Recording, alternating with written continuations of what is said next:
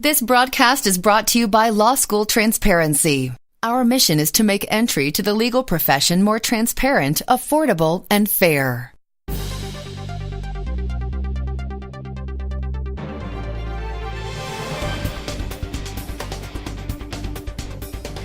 Welcome to I'm the Law, a show with informational interviews with law school graduates in different jobs. Support for I'm the Law comes from listeners like you and this season's presenting sponsor, the United States Air Force Judge Advocate General Corps, where over 1,200 JAGs provide full-spectrum legal counsel at all levels of military command around the globe. Learn more at airforce.com/JAG or facebook.com/USAFJAG. Today our host is Derek Tokaz. He teaches academic writing at American University. In this episode, Derek interviews a corporate healthcare lawyer from a large firm in Chicago. We'll learn about how she got the job, what she thinks it'll take for her to become partner, and how her work has evolved since she started 6 years ago. We're joined today by Holly Carnell, a healthcare attorney who graduated from Loyola University Chicago in 2009. Today, she works for the Chicago office of McGuireWoods, a large law firm. Holly, tell us briefly about your work experience before going to law school. Prior to law school and immediately after undergrad, I worked for Cerner Corporation, a large electronic medical record company based out of Kansas City, Missouri. With that company, I was in the sales. I worked more with already installed clients, which was more of helping build existing clients into bigger clients and helping clients figure out where to go next with their implementation. So I really got very entrenched in some good healthcare discussions and realized, I love healthcare, but I'm not quite sure I want to do this forever. What made you want to go specifically into law from that? I had been told by a lot of people, maybe it's because I'm argumentative, I'm not sure, that I should be a lawyer. I think a lot of us have heard that one. Yeah. So I never quite got the hook. I didn't know why I would want to be a lawyer. And I obviously knew what litigators did. I didn't know so much about what corporate attorneys did, but I just never really saw myself wanting to do something quite so adversarial. I like to build things. And so I just never really got the point of going to law school and being a lawyer until I stumbled across, through my Cerner work, the field of healthcare law and healthcare transactional law more specifically. And I didn't even know this was a thing. So the more I learned about it and dug in and researched, I'm like, this is something I could really, really enjoy. It would let me get much more in depth in healthcare, but also build a real skill. And I felt that in sales, and maybe, this isn't totally true, but I felt that in sales, you're only as good as your last quarter or last year in terms of numbers. And I wanted something no one could take away from me. And that was the knowledge and experience that you get as a lawyer. Yeah, it sounds like you had a very clear plan of what you wanted to do when you started law school. I went to law school to become a healthcare attorney, and everything I did in law school was focused towards that. With a background in sales, have you seen many parallels between sales work and your work in a law firm? Absolutely. I think that, the idea that law firms want a law review person who can sit in an office with their door closed and crank work product is a really outdated idea at this point. The expectation is that I am not only cranking out great work product, but I'm also building my brand as an attorney. I'm building a reputation, and I'm also starting to build a book of business.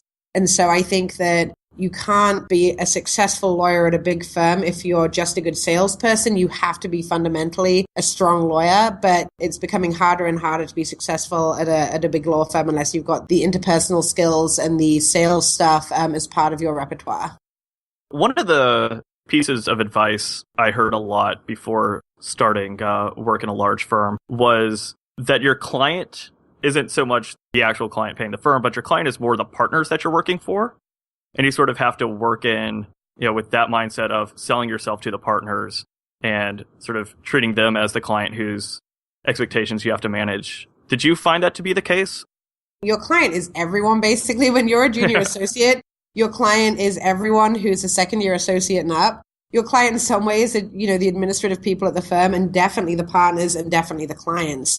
When you come in, you're at the bottom rung of the ladder and you need to impress everybody and serve everybody and do a great job. It's funny because when we have summer associates and junior associates come in, it's kind of the job of the then junior associates to help the new people understand what are the preferences and quirks of the partners, how do you best work with people, what's going to annoy people, what's going to please people. And you are in the business of solving people's problems, regardless of who those people are.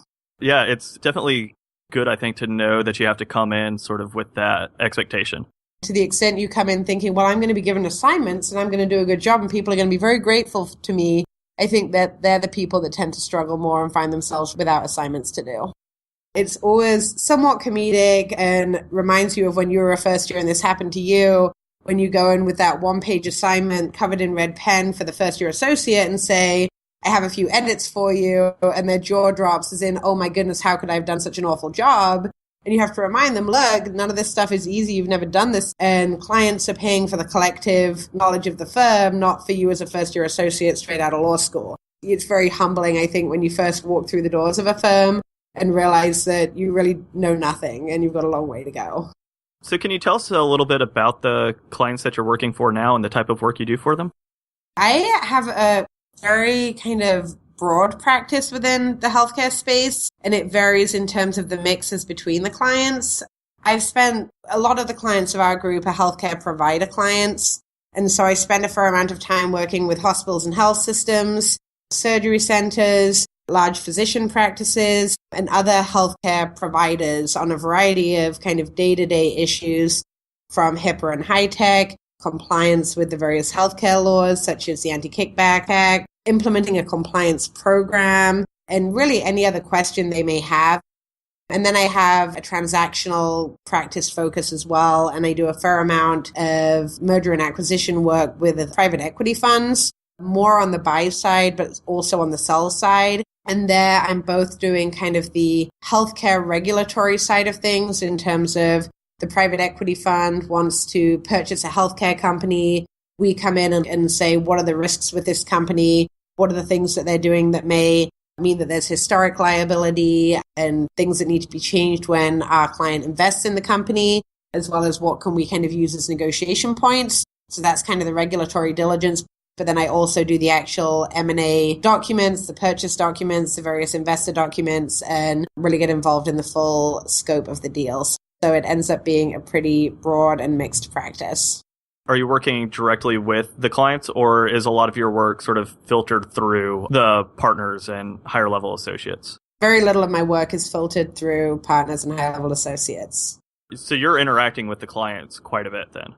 Oh, almost exclusively, yeah. And is that typically in-house counsel on the other end or not?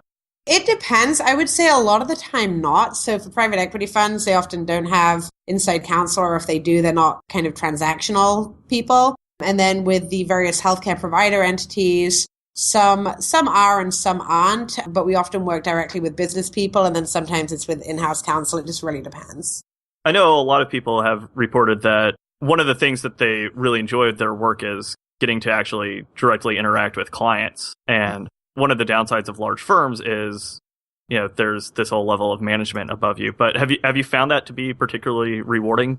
Oh, yeah, I love it. And I think one of the differences in my practice, because healthcare is so complex in terms of the regulations that we have to deal with.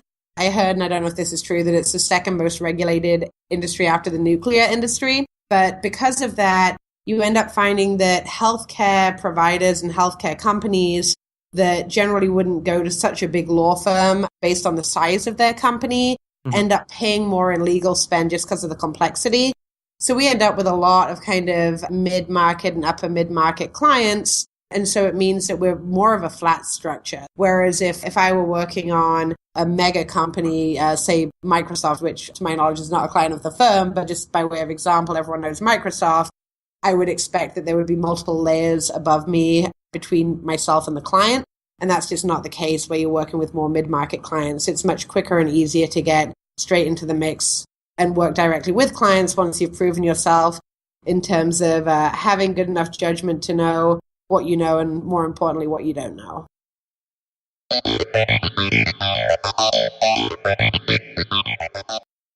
Support for I'm the Law comes from Barbary, creator of Law Preview, a law school prep course for entering first-year students offered online and at different locations around the country.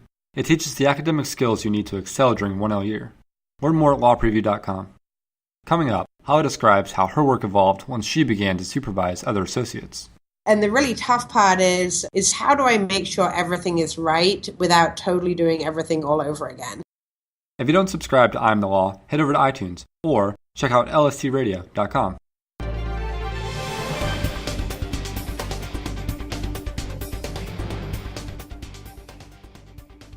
So you're a sixth-year associate now, and I'm wondering how your work has changed from your early years to where you are now. I mean, starting out, you really, you're a first year, you know nothing. You do a lot more grunt work. You're reviewing due diligence. You're drafting simple documents and sometimes more complex documents that you're just doing a first pass at. You're generally not having as much or very little direct client engagement, although you may be listening in on calls to take notes and be able to kind of do the assignment after the fact, but you're really not having that direct client contact. And then kind of the evolution between then and now is, first of all, you're doing more complex tasks. You're able to see projects from beginning to end, as opposed to just being called on to draft kind of periodic documents or do periodic research assignments. You're kind of brought in from kind of, if it's a transaction, from the letter of intent all the way through to the closing. You get to a point when you start supervising that as opposed to just being one of the people working on it. When it comes to drafting documents as a junior associate, I remember from contracts class first year, I don't think we actually read a single contract in that class, and we certainly didn't write any. So I'm wondering, how did you learn to do that? Yeah, I mean, it's all totally learned by doing. So at a big firm, you're almost never starting from scratch. In general, you're told, we need a document that does the following, and here's a document number, or go look for this particular document that was used for a similar purpose. There's differences. Here's the fact pattern here. It's going to be different. So figure out what you need to change, and then you draft the document as best you can based on your understanding of what the differences are and what you're trying to achieve, and then you give that to the person that's supervising you, and then they put red pen all over it and tell you what you did wrong, and then you take another pass at it. And that's really how you learn. It's the only way to learn. As you say, there's very little actual contract education that happens in law school. At a law firm, you're working on 2-3 more contracts per day. Now that you're doing more supervisory work, how do you find that compares to the work you were doing early on? What are the different challenges that you face? I know it's called the grunt work, but that's often the type of work that people see themselves doing. It's a really, really hard transition, but I really like it. Right now, kind of my mentee is going through a similar transition in that he's just exceptional and he's starting to supervise for the first time. And the really tough part is when you're figuring out how to supervise is how do I make sure everything is right without totally doing everything all over again, especially when it's research-based. It's petrifying. When you draft something yourself or research something yourself, you know where you started and you know how you got to the end. When someone else has done it, you don't know that. So the really petrifying thing is you're going to rely on something that's going to be wrong. And as a supervisor, you're accountable for that. And so I think the hardest thing is figuring out how do I efficiently review stuff and get stuff to a point that I feel comfortable sending it out without totally, duplicating time and effort. And I think the big learning curve is how do I communicate things? It's always the good test of knowledge to say, can I articulate this to someone else in a way that they understand it? And that quickly makes you realize that maybe you didn't understand it so well to begin with. But for me, I really enjoy it. I really like being able to see processes and lots of processes kind of from beginning to end and work with a team and work with really, really smart, energetic people. I think that's very fun, which is the reason that I'm really involved in recruiting at the firm, because I really want to make sure the people that I'm working with are people that I like and that can do a really good job and support me and support the whole practice group.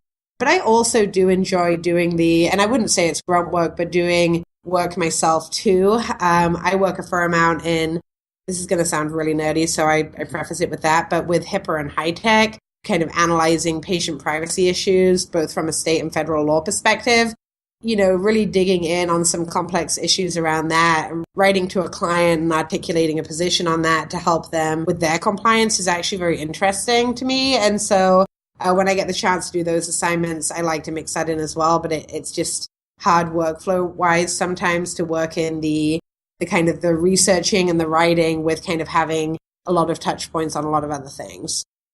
Did your firm provide you with any sort of specialized training to help you with the supervisory task in the same way that you get assistance early on in learning the actual legal practice? I would say I learned both in exactly the same way, and that was really through other supervisors and mentors. I didn't have kind of formal tools necessarily other than CLE and talking to them about how did you do this? How did you learn how to do that? How did you get comfortable with reviewing work and kind of getting tips and tricks from them? So it was just working with great people, I think. So I'd like to hear a bit about what your typical work week is like.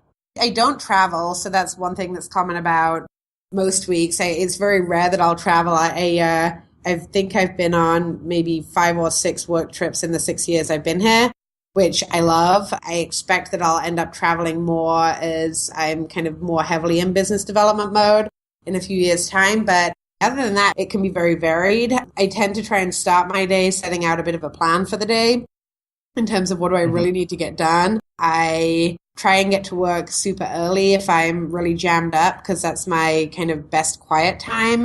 And if I have drafting to do or just need to do tasks in quiet, that's really when I get them done.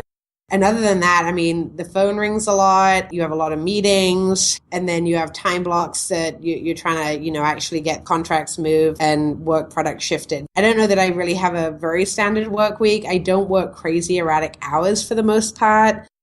I have been at work until 3 or 4 in the morning twice in my career, and that was just on one transaction in the closing week. I think I've been after that maybe to work until midnight once. So I'm generally out of here by between kind of 6 and 7:30 most days, and I might pick up and do 1 or 2 things in the evening. I try not to work on weekends, although sometimes I do. Often on Saturday mornings, I'll do kind of my organizational things, emails that I wasn't able to get to, just following up with people. And sometimes on a Sunday night is when I really like to get my task list for the week done. Have you found your work schedule to be very predictable, or are you getting a lot of the last minute urgent assignments where you need to do a 30-hour task by the following morning? The horror stories that sometimes come out of biglaw. Or is it something where, at the beginning of the week, you have a pretty good idea of what your week's going to look like? Oh, I mean, I definitely don't get to make a plan that I ever stick to. It's maybe it just makes me feel better to have a plan. But I would say for the most part, the clients I work with are generally very reasonable. They, from time to time, do have kind of crises or emergency projects that do have a shorter turnaround time. But part of working in a team means that you can distribute that. Also, the more senior you get, the more control you have over your own existence. But then you're also more accountable directly to clients. And so the buck stops with you. So sometimes it's unavoidable that you've just got to kind of get something done and you're the one that's got to do it. But I don't feel like I'm generally stuck doing things that are highly unreasonable and that I'm part of kind of the horror stories that you reference. Mm-hmm. So I want to go back about 6 or I guess 8 years to when you were in law school and going through OCI. If you can talk a bit about what that experience was like for you. As you mentioned at the beginning of the interview, I went to Loyola, and Loyola, I don't know what tier it officially falls into, but it's certainly not an elite school. And so what that meant from an OCI perspective was that a lot of the big firms wouldn't be interviewing at Loyola.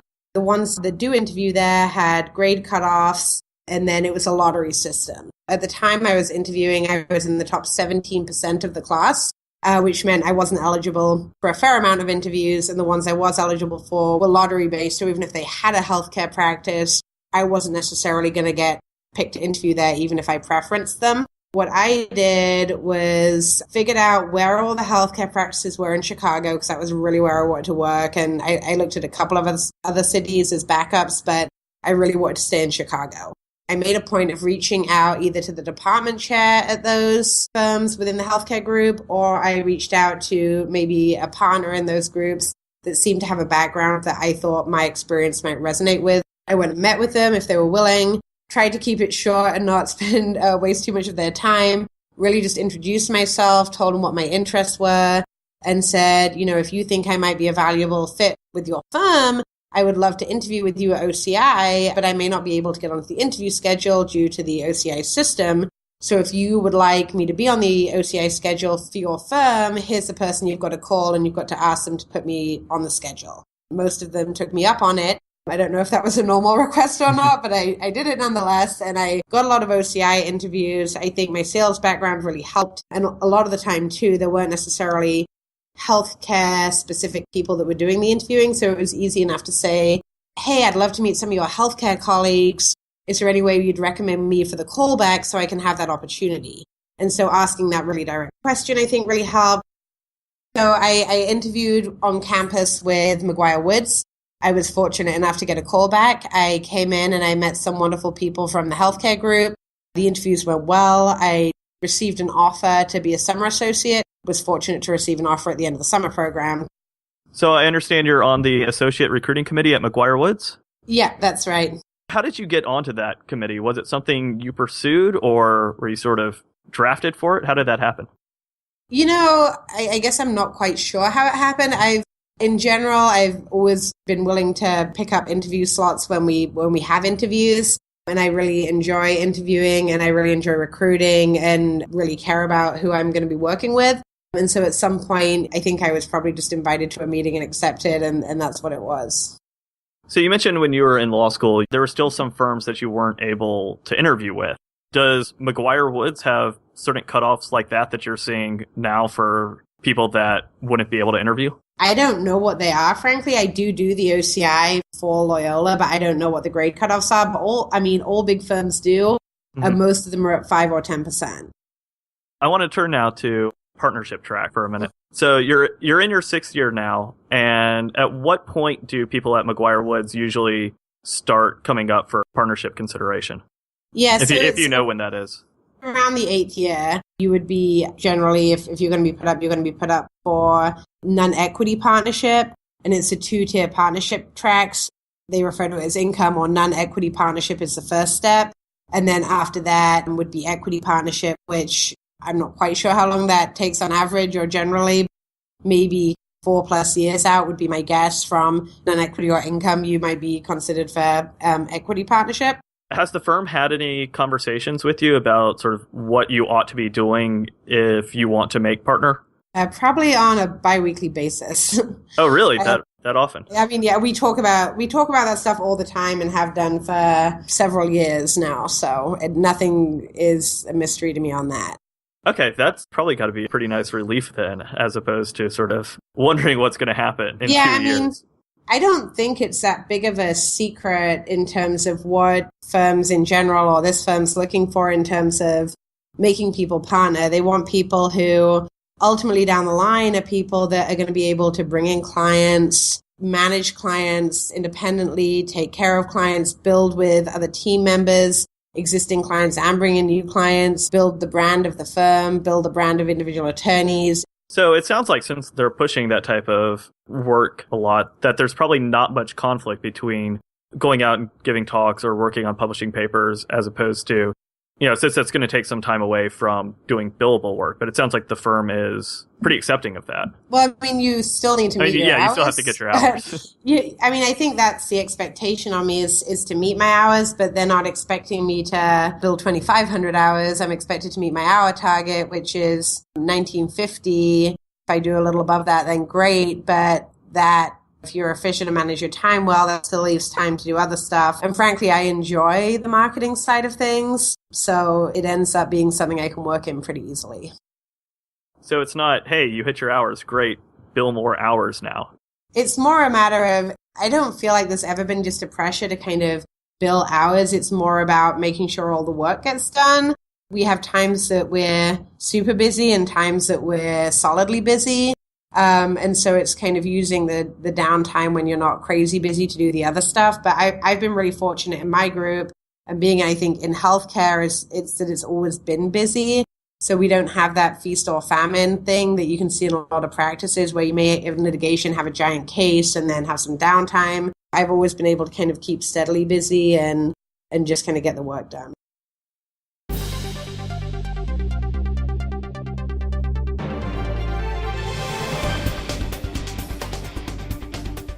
Thank you to our presenting sponsor, the United States Air Force Judge Advocate General's Corps.